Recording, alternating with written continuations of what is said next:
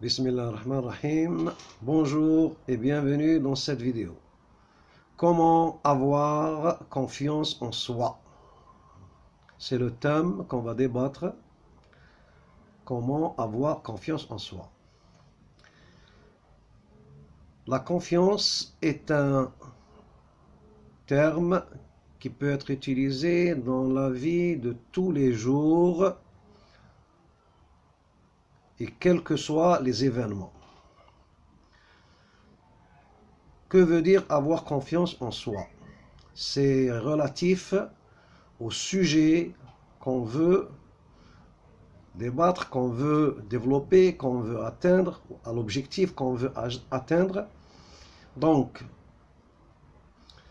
quelqu'un qui n'a pas confiance en soi. Voilà, on essaie de voir maintenant la question dans le sens inverse. Quelqu'un qui n'a pas confiance en soi.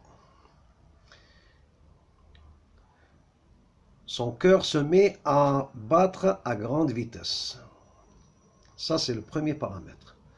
Donc, lorsque le cœur bat à grande vitesse, il va pomper le sang, il va créer ce qu'on appelle un rougissement du visage, des perles de transpiration commencent à apparaître, la personne bégaye et parfois, si elle est debout, elle peut trébucher. Donc là, c'est un phénomène qui est, pour certains, normal. Pour d'autres, non.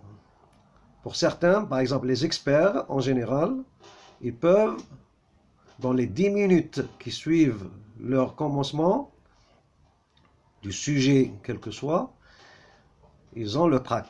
Et le trac, c'est indirectement, c'est le manque de confiance en soi. Indirectement, c'est le manque de confiance en soi. Donc là, dans ce thème, dans ce débat que je suis en train de rechercher, personne n'est à l'abri de ce manque de confiance en soi. Parce que rien n'est parfait dans ce monde.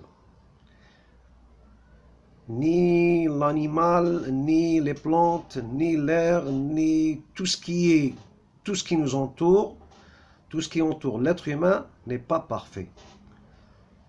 Donc, quelque chose qui n'est pas parfait ne peut pas être à 100% rigoureuse et vous amener vers le succès. Dans ce cas-là, qu'est-ce qu'il faut faire? Il suffit de voir combien de métiers existent dans le monde, combien de gouttes d'eau dans la mer existent, dans les puits et dans les rivières, les feuilles de tous les arbres, les feuilles de toutes les fleurs, l'air, tout ce que vous... Comptez combien il y a dans ce monde de ce phénomène que j'ai énuméré. La confiance, elle peut être comme ça. À titre d'exemple, on peut citer par exemple, si on a un ami, est-ce qu'on a confiance en lui? Pour avoir confiance en soi, il faut d'abord, si on est accompagné par un ami, avoir confiance à son ami. Que ce soit féminin ou masculin. À ses frères et sœurs, à ses parents, à son entourage, à ses chefs, à ses subordonnés, à ses voisins et voisines, à ses collaborateurs et collaboratrices, à tout ce que vous pouvez énumérer, il peut y avoir un manque de confiance. Et là, ça peut nous mener vers le manque de confiance en soi. Donc, je vais débattre la question beaucoup plus fort que ça, dans une petite pause. Bienvenue, on reprend dans cette vidéo. Donc là, je voudrais attirer l'attention de tout un chacun sur comment combattre le phénomène du manque de confiance. Donc là, je vais vous réciter quelques lignes, quelques versets du Coran et vous allez voir qu'est-ce que vous pensez. Je vais lire tout simplement. Là, c'est ce qu'on appelle Surat al-Kahf et que tout musulman doit réciter en principe chaque vendredi. بسم الله الرحمن الرحيم الحمد لله الذي أنزل على عبده الكتاب ولم يجعل له عوجا قيما لينذر بأسا شديدا من لدنه يبشر المؤمنين الذين يعملون الصالحات أن لهم أجرا حسنا ماكثين فيه أبدا وينذر الذين قالوا اتخذ الله ولدا ما لهم به من علم ولآبائهم كبرت كلمة تخرج من أفواههم إن يقولون إلا كذبا فلعلك باخع نفسك على آثارهم إن لم يؤمنوا بهذا الحديث أسفا إنا جعلنا ما على الأرض زينة لها لنبلوهم أيهم أحسن عملا وإنا لجاعلون ما عليها صعيدا جرزا أم حسبت أن أصحاب الكهف والرقيم كانوا من آياتنا عجبا إذ أوى الفتية إلى الكهف وقالوا ربنا آتنا من لدنك رحمة وهيئ لنا من أمرنا رشدا فضربنا على آذانهم في الكهف سنين عددا ثم بعثناهم لنعلم أي الحزبين أحصى لما لبثوا أمدا نحن نقص عليك نبأهم بالحق إنهم فتية آمنوا بربهم وزدناهم هدى وربطنا على قلوبهم إذ قاموا فقالوا ربنا رب السماوات والأرض لن ندعو من دونه إلها لقد قلنا إذا شططا هؤلاء قوم اتخذوا من دونه آلهة لولا يأتون عليهم بسلطان بين فمن أظلم ممن افترى على الله كذبا وإن اعتزلتموهم وما يعبدون إلا الله فأووا إلى الكهف ينشر لكم ربكم من رحمته هيئ لكم من أمركم مرفقا وترى الشمس إذا طلعت تزاور عن كهفهم ذات اليمين وإذا غربت تقرضهم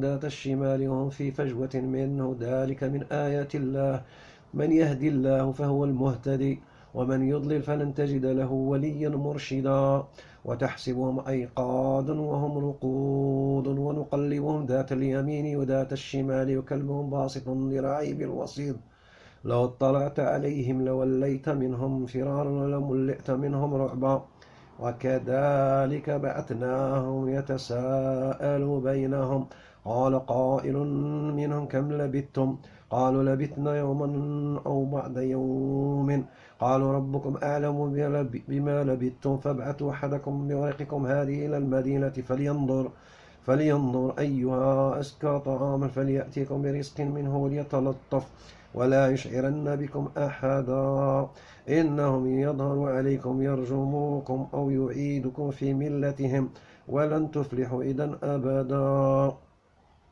وكذلك أعثرنا عليهم ليعلموا أن وعد الله حق وأن الساعة لا ريب فيها إذ يتنازعون بينهم أمرهم فقالوا ابنوا عليهم بنيانا ربهم أعلم بهم قال الذين غلبوا على أمرهم لنتخذن عليهم مسجدا سيقولون 3 رابعهم كلبهم ويقولون 5 سادسهم كلبهم رجما بالغيب ويقولون 7 وثامنهم كلبهم قل رب أعلم بعدتهم ما يعلمهم إلا قليل فلا تمار فيهم إلا مراء النار ولا تستفتي فيهم منهم أحدا ولا تقولن لشيء إني فاعل ذلك غدا إلا أن يشاء الله واذكر ربك إذا نسيت وقل عسى أن يهديني ربي لأقرب من هذا رشدا ولبثوا في كهفهم 300 سنين وازدادوا 9 قل الله أعلم بما لبثوا له غيب السماوات والأرض أبصر به وأسمع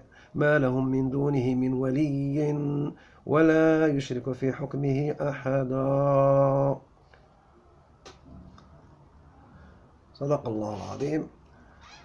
Alors, l'histoire qui est relatée dans ce verset, c'est les savants et les ulama qui peuvent vous donner le maximum. Moi, je vous dis une chose.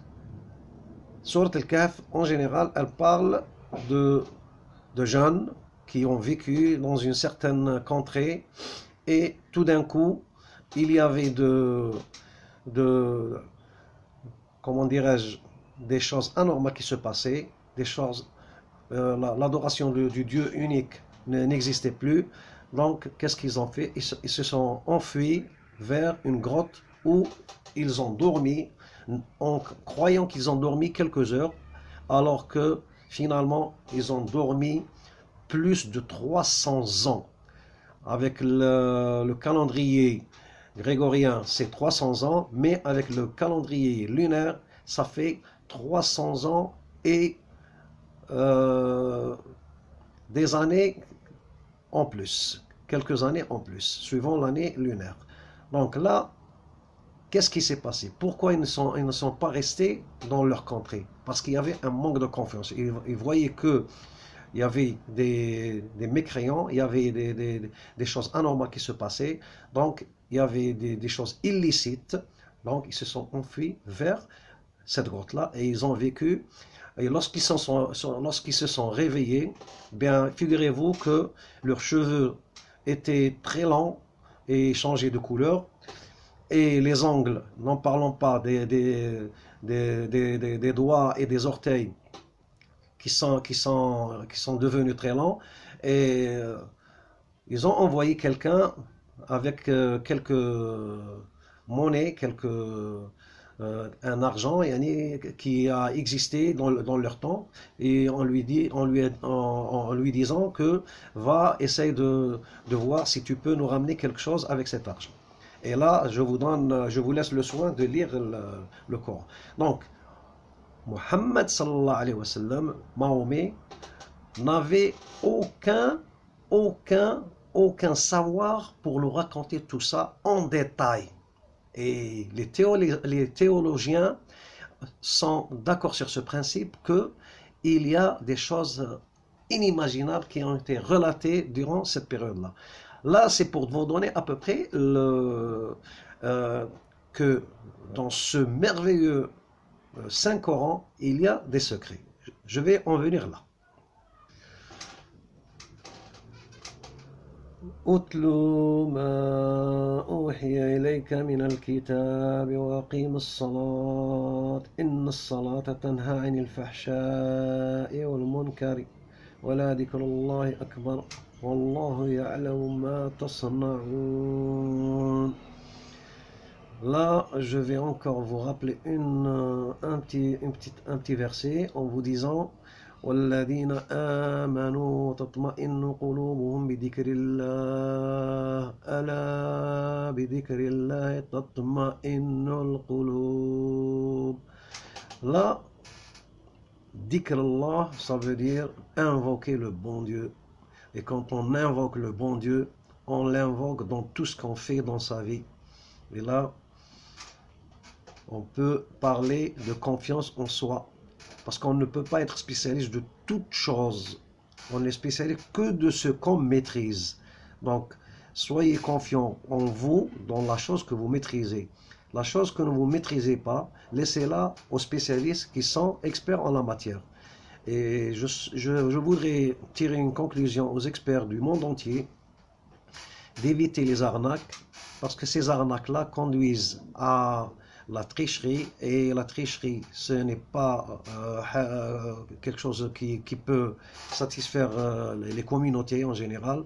Donc, cet argent que vous allez avoir durant ces arnaques-là ne vous conduit nulle part. Et la vie, elle est très courte. Donc, ce que je voudrais parler par cette invocation du bon Dieu, c'est-à-dire que ce que vous faites, essayez de le faire honorablement et justement, sans penser à faire des faux bons à votre interlocuteur, quel qu'il soit. Donc, par cette vidéo, j'invite toutes les communautés, toutes les communautés de YouTube, qu'ils soient musulmans ou non musulmans, à revoir ce qu'ils font, à revoir ce qu'ils sont en train de vivre. La vie est courte et mérite d'être bien vécue. Donc, essayez de suivre votre cap dans la bonne voie et n'essayez pas de tricher, parce que la tricherie ne conduit nulle part. Et tout simplement, je vous dis, Bonne fin de vidéo, abonnez-vous, bonne suite et salam alaikum.